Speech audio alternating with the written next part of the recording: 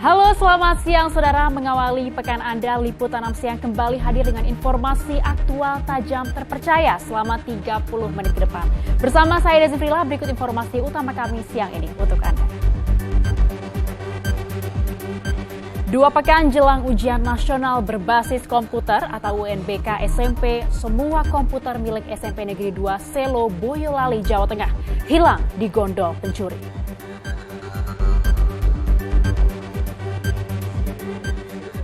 Per hari ini MRT resmi berbayar, meski tarifnya masih diberi diskon 50%.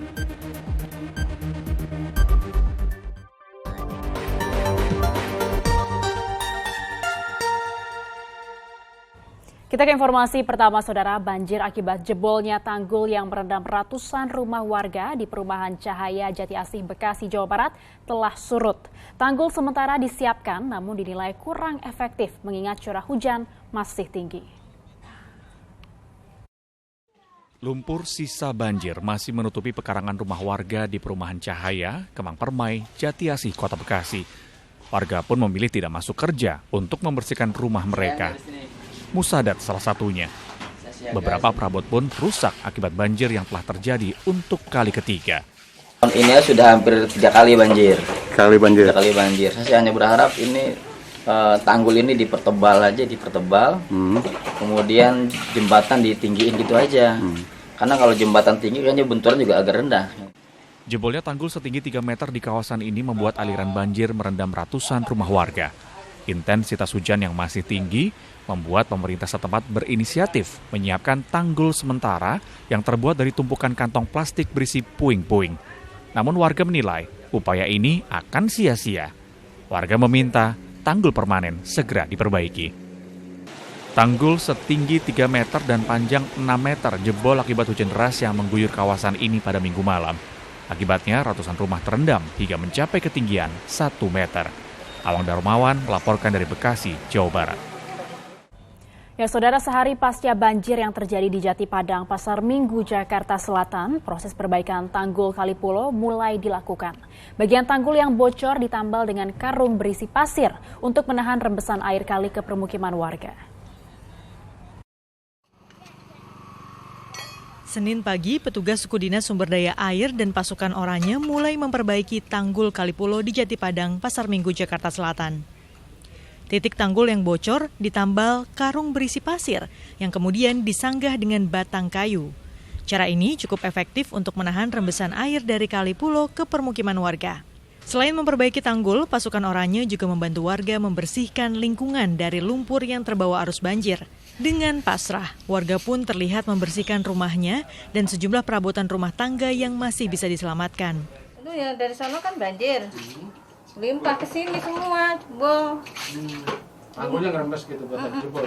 Iya, dari masuk ke dalam rumah saya semua. Nah, ini dari SDA sudah membuatkan dolpan dan karung-karung pasir, ya.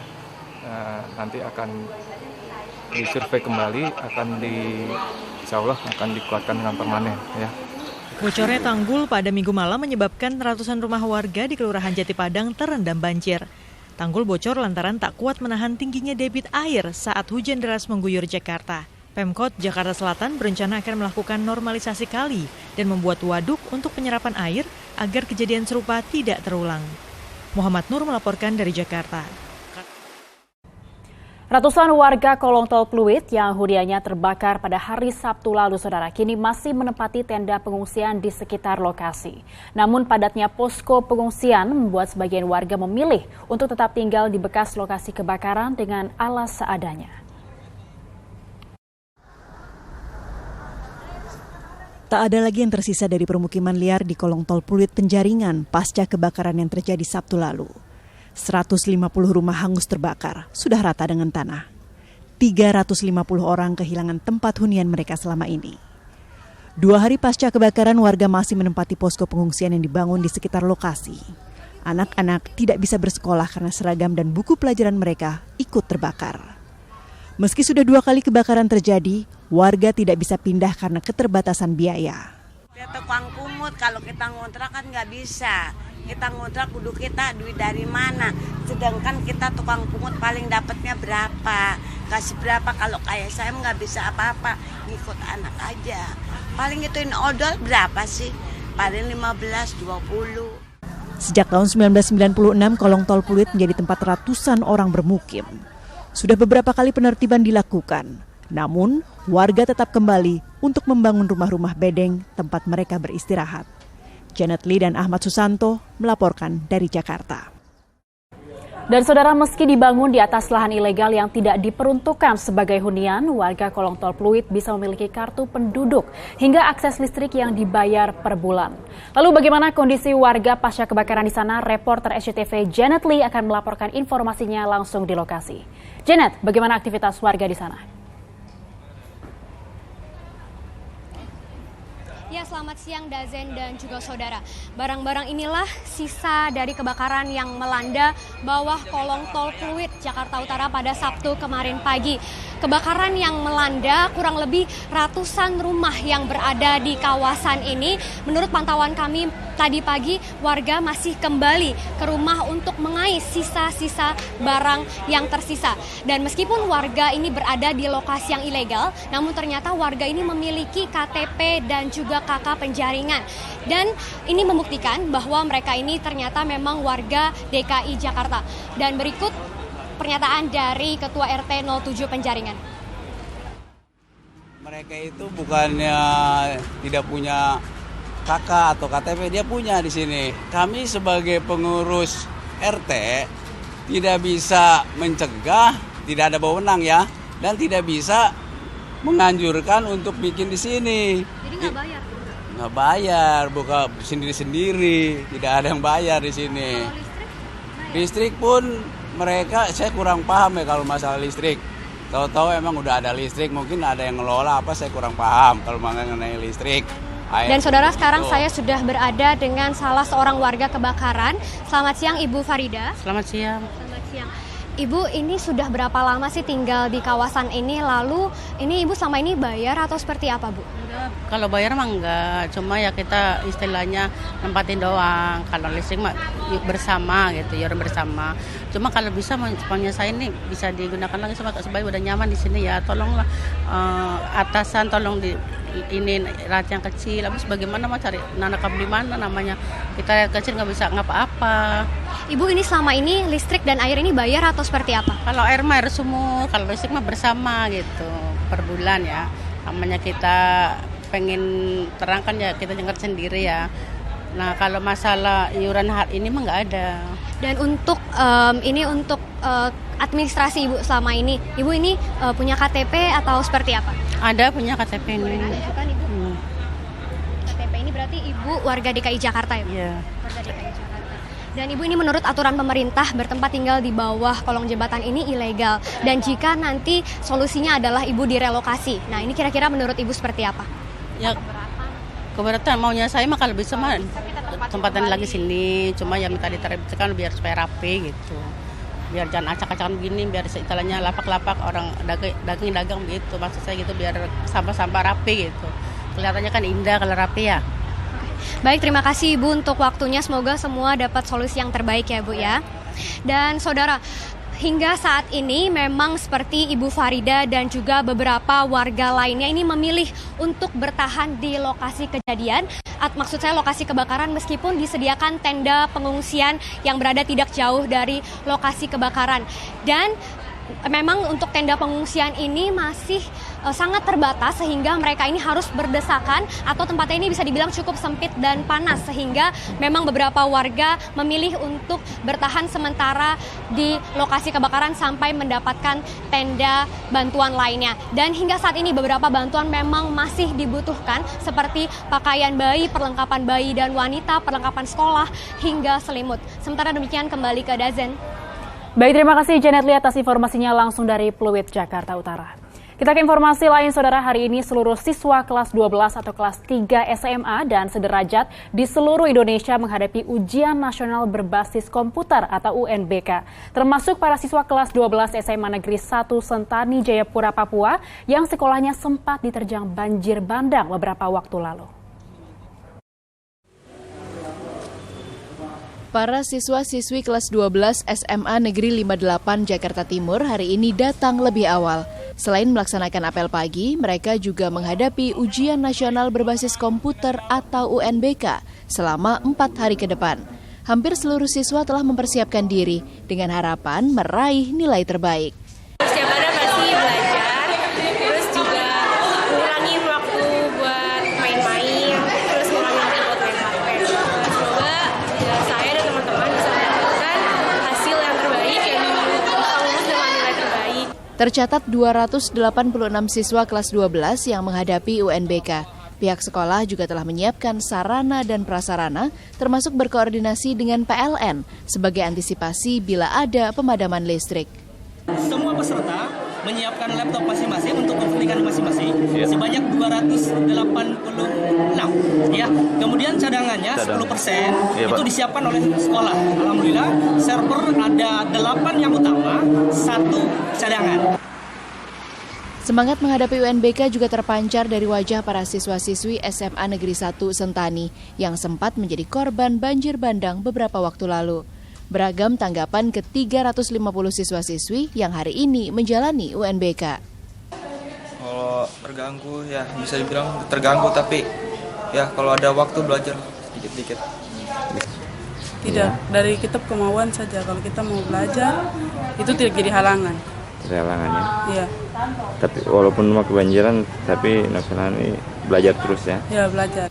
Peserta ujian terbagi menjadi 3 sesi. Meski demikian, kepala sekolah memastikan seluruh siswa tidak ada yang absen dalam pelaksanaan UNBK 2019. Puji syukur juga hari ini seluruh siswa boleh hadir, walaupun sebagian besar siswa juga terkena bencana, namun tidak mengurangi semangat mereka untuk datang mengikuti UNBK. Pemandangan serupa juga tampak di SMA Negeri 3 Cimahi, Jawa Barat. Dan untuk mengurangi tingkat kecurangan dalam pelaksanaan UNBK tingkat SMA dan sederajat, setiap ruangan dipasang kamera pengawas CCTV dengan total 40 unit. Kebijakan ini juga untuk memantau sekaligus pengawasan ketat peserta ujian. Keterbatasan sarana dan peringkat komputer menjadi salah satu kendala yang dihadapi hampir seluruh sekolah, sehingga setiap sekolah harus melaksanakan UNBK setiap harinya yang terbagi menjadi 3 sesi. UNBK hari pertama, para siswa menghadapi mata pelajaran bahasa Indonesia yang diujikan. Tim Liputan SCTV melaporkan. Ya, sementara itu, Saudara, 2 pekan menjelang pelaksanaan ujian nasional berbasis komputer atau UNBK tingkat SMP, Laboratorium Komputer SMP Negeri 2 Selo, Boyolali, Jawa Tengah dibobol pencuri. 22 unit komputer beserta layar monitor raib dilarikan pencuri. Akibatnya pelaksanaan UNBK terancam terganggu karena pihak sekolah tidak mampu menggelar UNBK secara mandiri. Bekas luka di pintu Laboratorium Komputer SMP Negeri 2 Selo masih jelas terlihat. Sementara di dalam ruangan hanya tersisa mouse dan keyboard di atas meja. Ya, sekolah yang akan menggelar ujian nasional berbasis komputer UNBK pada 22 April mendatang kehilangan 22 unit komputer beserta layar monitor serta sebuah proyektor. Perlengkapan untuk UNBK para siswa kelas 9 itu digondol pencuri pada Sabtu dini hari lalu. Pengelola sekolah berkoordinasi dengan Dinas Dikbud setempat agar jadwal UNBK para siswa SMPN 2 Selo tak terganggu. Kami berusaha semaksimal mungkin semoga tidak terganggu, dan kebetulan dibantu Bapak Ibu guru, karyawan yang ada di sini, kami berusaha semaksimal mungkin baik itu secara moral untuk memberikan istilahnya ngayem-ngayemi, memotivasi untuk murid-murid kami agar konsentrasi secara maksimal untuk persiapan UNBK. Jadi untuk urusan yang berkaitan dengan semua fasilitas yang dipakai untuk UNBK nanti kami yang bertanggung jawab. Saat ini para siswa kelas 9 SMPN yang terletak di lereng Gunung Merapi itu tengah menghadapi ujian sekolah berstandar nasional USBN.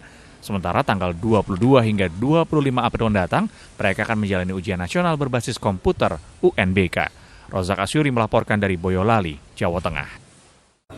Kita kembali ke ibu kota, saudara, menandai beroperasinya Moda Raya Terpadu atau MRT secara komersial. Gubernur DKI Jakarta Anies Baswedan berangkat kerja menggunakan MRT. Hari ini penumpang MRT sudah resmi dikenakan tarif meskipun masih diberi diskon 50%. Senin pagi, Gubernur DKI Jakarta Anies Baswedan berangkat menuju Balai Kota naik MRT dari Stasiun Fatmawati ke Stasiun Bundaran HI. Sama seperti penumpang lainnya, Anies membeli tiket Ratangga ini. Per hari ini, secara resmi MRT memberlakukan tarif bagi penumpang, meski dalam periode bulan April tarifnya masih setengah harga. Sebenarnya secara operasional juga belum lengkap, karena Ratangga yang beroperasi ada 8 dari 16, jadi masih beroperasi dengan separuh kapasitas. Nantinya ketika sudah beroperasi dengan full kapasitas 16 Ratangga rangkaiannya, maka akan bisa tiap 5 menit berangkat. Kalau sekarang masih tiap 10 menit. Anies mengaku senang sudah mulai banyak warga ibu kota yang naik MRT. Ia berharap kedepannya semakin banyak masyarakat yang beralih menggunakan moda transportasi modern ini. Tia Anissa dan Amirullah Mukminin melaporkan dari Jakarta. Nah, saudara, per hari ini MRT resmi berbayar. Tarif yang ditetapkan masih diberi diskon 50%.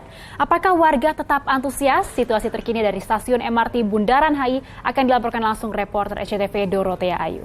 Tea, silakan.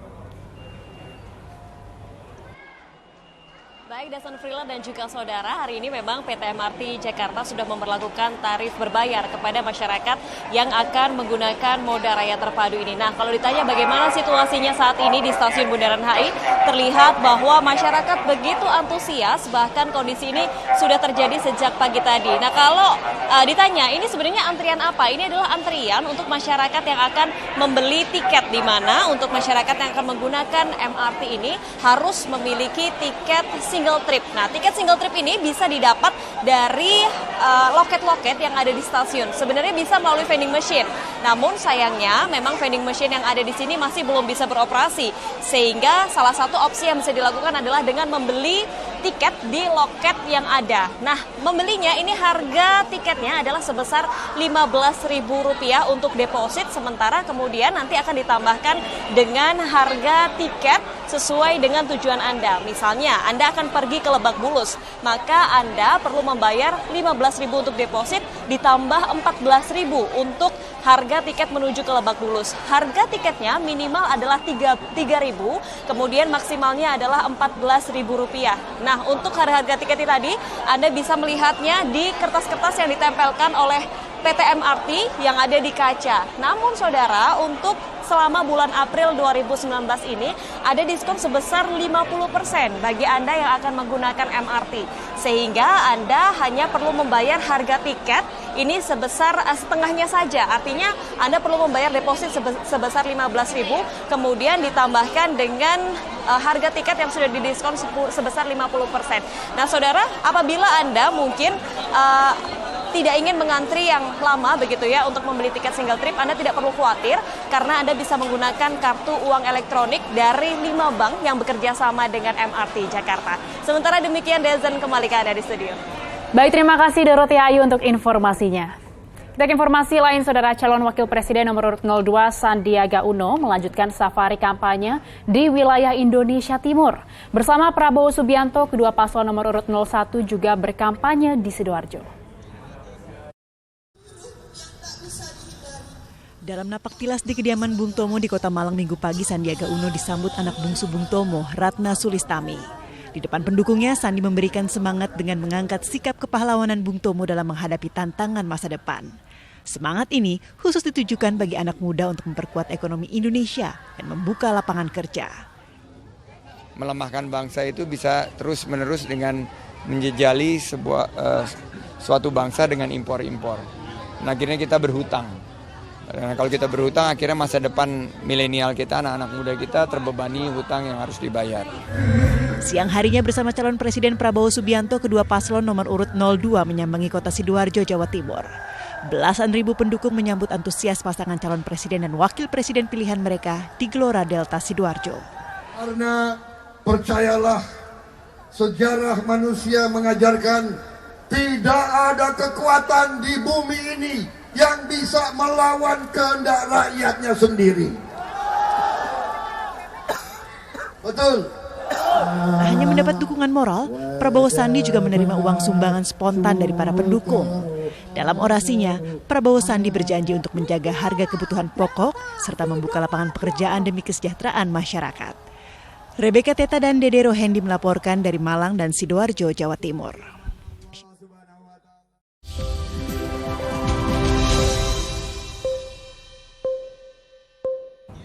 Ya, sementara itu Saudara, Cawapres Ma'ruf Amin tiba di Jawa Timur. Ma'ruf akan berkampanye berkeliling Pulau Madura. Sementara relawan Jokowi Amin menggelar kampanye damai di Pasar Kota Metro Lampung. Calon Wakil Presiden nomor urut 01 Ma'ruf Amin tiba di Terminal Kedatangan VVIP Bandara Juanda Sidoarjo. Kedatangan Ma'ruf Amin ke Jawa Timur untuk memenuhi undangan para kiai Madura sekaligus kampanye di sejumlah kota di Pulau Madura. Ma'ruf ingin menebar kedamaian. Masing-masing ingin menang, tapi tidak boleh mengobarkan permusuhan, perpecahan, perseteruan. Karena itu kita tetap bersahabat. Bahkan kalau nanti kami istilahnya menang, akan kita rangkul semua, akan kita utuhkan lagi sebagai bangsa. Rencananya Ma'ruf akan mengklarifikasi kepada para kiai dan warga Madura bahwa Capres Joko Widodo tidak anti ulama seperti kabar yang beredar selama ini. Kita pilih Jokowi, bajunya warna putih, nomornya. Pasar di kota Metro Lampung berubah meriah dengan kehadiran puluhan relawan Capres-Cawapres Joko Widodo Ma'ruf Amin. Mereka mengajak para pedagang dan warga sekitar untuk memilih paslon nomor urut 01 itu. Membawa kaos kampanye dan nasi kotak, para relawan diserbu warga. Ini kita bagi nasi kotak dan mendapatkan animo yang sangat luar biasa dari masyarakat. Kami berterima kasih kepada para pengunjung pasar dan kepada seluruh yang ada di pasar pada hari ini. Sejumlah pedagang mendukung terpilihnya Jokowi Ma'ruf. Mereka menilai kepemimpinan Jokowi telah terbukti untuk mensejahterakan masyarakat. Joko Yudo dan Asep Saifullah melaporkan dari Sidoarjo, Jawa Timur dan Metro Lampung. Ternyata tak mudah, Saudara, untuk lolos menjadi petugas sortir surat suara di kantor KPUD Polewali Mandar, Sulawesi Barat. Warga yang mendaftarkan diri harus menjalani serangkaian proses pemeriksaan ketat. Hanya warga yang dinyatakan lolos pemeriksaan yang bisa masuk ke dalam gudang tempat pelipatan surat suara. Ketatnya pemeriksaan petugas pelipatan dan sortir surat suara pemilu 2019 yang dilakukan KPUD Polewali Mandar ini terbilang cukup langka. Puluhan aparat kepolisian dan petugas KPU memeriksa barang bawaan seperti tas, kunci motor, saku celana, dompet, hingga telepon genggam. Tak ketinggalan, kerapian kuku juga jadi perhatian petugas. Bila ditemukan kuku yang panjang langsung dipotong karena takut berpotensi merobek kertas suara selama proses pelipatan dan penyortiran berlangsung. Sekitar 500 petugas sortir yang dikerahkan KPUD Polman rencananya akan melakukan penyortiran selama 4 hari ke depan.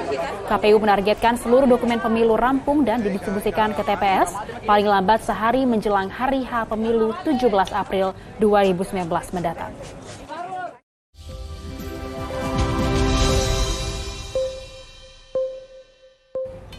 Saudara, pengemudi ojek diajak belajar bahasa Inggris secara gratis. Siapa penggagasnya? Sesaat lagi hanya di Liputan 6 Siang.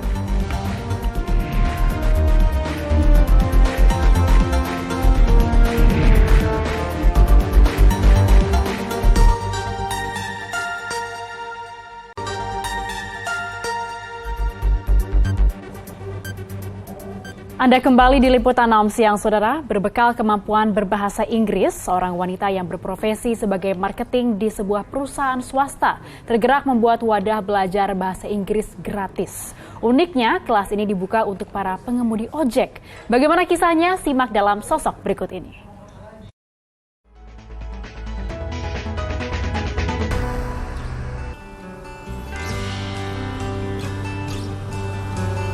Munculnya transportasi online membuat alat transportasi ini diminati masyarakat, tak terkecuali warga negara asing yang tinggal di Indonesia.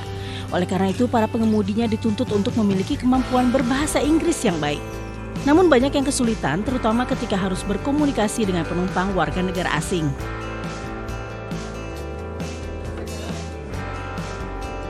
Inilah yang membuat Tanti Dwi menggagas berdirinya komunitas English on the Road atau EOTR, sebuah wadah belajar bahasa Inggris gratis bagi para pengemudi transportasi online maupun konvensional. Ya awalnya gini, kan klien saya juga dia belajar bahasa Indonesia, kebetulan dari orang Hong Kong gitu. Beberapa kali mereka suka minta tolong juga kalau lagi mau pesen makanan gitu ya, ini ngomongnya gimana in bahasa gitu kan. Sementara yang dari pihak bulenya susah ngomong bahasa Indonesia, dari drivernya susah ngomong bahasa Inggris, ya dari situ saya pikir emang ada kebutuhan gitu kan. Cuman kayaknya saya lihat selama ini mungkin teman-teman ojol belum memprioritaskan untuk belajar bahasa Inggris, entah karena biaya, entah karena waktu gitu kan. Jadi saya pikir ya kenapa enggak. Berawal dari kegiatan di sebuah taman di kawasan Jakarta Selatan pada September 2017 lalu. Dengan hanya dihadiri 5 orang, seiring berjalannya waktu, kini English on the Road telah memiliki peserta sekitar 50 orang. Memang kita sengaja pilih taman waktu itu karena kita pikir kita berhubungan sama orang yang mobile kan, dan lebih senang kalau di taman, mereka bisa lebih nyaman. Karena di outdoor itu ada kendala cuaca, jadi mau nggak mau kita harus pikirin gimana cara supaya kita bisa indoor gitu. Makanya kita terus approach ke Kemendikbud dan mereka langsung setujuin kita untuk bisa pakai ruangannya di sini. Para pengemudi transportasi online sangat antusias mengikuti pelajaran yang disampaikan para relawan EOTR. Hi, this is your ojol driver. Did you order to shop to the Indomaret? Yes, I did. 2 packs of sugar, 2 packs of lemon tea, correct? Yes, please. Okay, I will check. Awal itu kita bahas tentang percakapan apa sih yang biasanya dipakai sama teman-teman di pengaplikasiannya di yang real life-nya gitu ya. Abis itu nanti kita bahas artinya. Kalau udah tahu artinya nanti kita bahas lagi sedikit tentang grammarnya. Sejak bergabung dengan komunitas English on the Road, kini sejumlah tukang ojek tidak lagi merasa kesulitan melakukan komunikasi dalam bahasa Inggris. Dampaknya itu sih cukup signifikan ya, dari untuk berbicara kepada bule mungkin atau orang-orang yang asing. Kita biar tahu dan berkomunikasinya itu jelas. Jadi sama-sama saling mengerti lah. Lebih ini aja sih, lebih berani untuk ngomong bahasa Inggris. Kalau ketemu dengan kayak apa ya namanya, istilahnya bule atau orang luar gitu. Tanti Dwi bahagia dapat berbagi ilmu bahasa dan berharap apa yang dilakukannya bisa membantu sesama. Pesannya jangan mudah menyerah, pokoknya tetap belajar, tetap istiqomah, harus tetap semangat. Kalau untuk kebaikan diri sendiri jangan pernah putus belajarnya.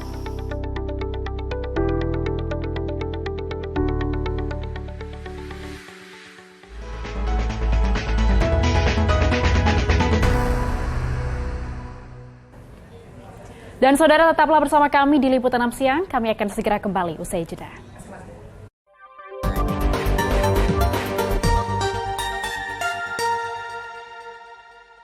Terima kasih Anda masih bersama kami di Liputan 6 Siang, saudara. Menyusul adanya larangan upacara ngaben selama upacara Panca Walikrama berlangsung, ratusan jenazah membludak di sejumlah rumah sakit di Badung, Bali.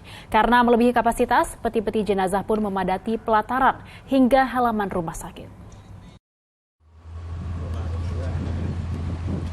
Jumlah jenazah di Rumah Sakit Umum Daerah Mangusada, Badung, Bali membludak mencapai 126 jenazah. Karena melebihi kapasitas, jenazah-jenazah ini pun ditempatkan hingga ke pelataran dan ruang tunggu. Bahkan, petugas pun membangun tenda khusus di halaman rumah sakit untuk menampung jenazah. Selain kesulitan tempat, kebutuhan formalin pun meningkat tajam. Selama sebulan terakhir, pihak rumah sakit sudah menghabiskan sekitar 1 kubik formalin untuk merawat jenazah. Ada sekitar, kalau kita nanti kumulasikan dengan di tahun 2019, ada peningkatan sekitar 10-15% jenazah. Kalau nanti di bulan-bulan berikutnya relatif stabil. Kondisi memprihatinkan ini menyusul keputusan Pesamuhan Madya Parisada Hindu Dharma Indonesia Provinsi Bali yang melarang masyarakat Hindu Bali untuk melaksanakan upacara pengabenan selama berlangsungnya upacara Panca Walikrama di Pura Besaki sampai 12 April nanti. Namun larangan tersebut kini telah direvisi dan masyarakat diminta segera mengambil jenazah yang dititipkan di rumah sakit. Putu Setiawan melaporkan dari Badung, Bali. Saudara, sebuah lagu dibuat khusus untuk menyatukan Indonesia, mengingatkan kita akan kebanggaan pada tanah air tercinta. Hasil kreasi musisi-musisi ternama lagu Hatiku Indonesia, saudara, kami hadirkan sekaligus menutup jumpa kita siang hari ini. Saya Desi Fila pamit, sampai jumpa dan salam SCTV.